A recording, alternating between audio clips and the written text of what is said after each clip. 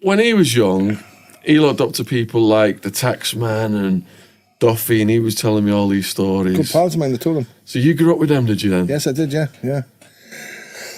Lee Duffy was my friend, and he was the one who introduced us to Brian Cockerill. He phoned us up. Lee Duffy was a fighting man. Yeah.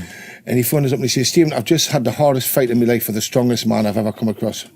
And for Lee Duffy to say that, this kid has got to be something special. So that's how I found out about Brian Cockerill. He introduced us to Brian. We met each other and we've gone like a house on fire, you know. We've been pals ever since. He's my big brother. You said Brian was showing off his skills one day. Abnormally strong. No, you've got to bear in mind, I said to him, I says, listen, I know you're a strong lad, but how strong are you? He said, excuse me, Steve, just mind one side. So, what's he doing? He got behind the car and he lifted the back end of the car and he pushed it over. No, I'm not about like nice and there to there. I'm going to put it from there to there. Yeah. And 5 or 6 vehicles. And this man was benching, you know, he's squatting 300 kilo, you know. So you can imagine how strong he's benching 250 kilo. Abnormally strong. Boxer. Full to the brim with bad intentions, a very dangerous combination. Yeah. On his day, I'd have put Brian Cockerill down to probably the best man on the cobbles in the country. Really? That's you know, how could he do it? I've seen him knock men out 20 stone with slaps.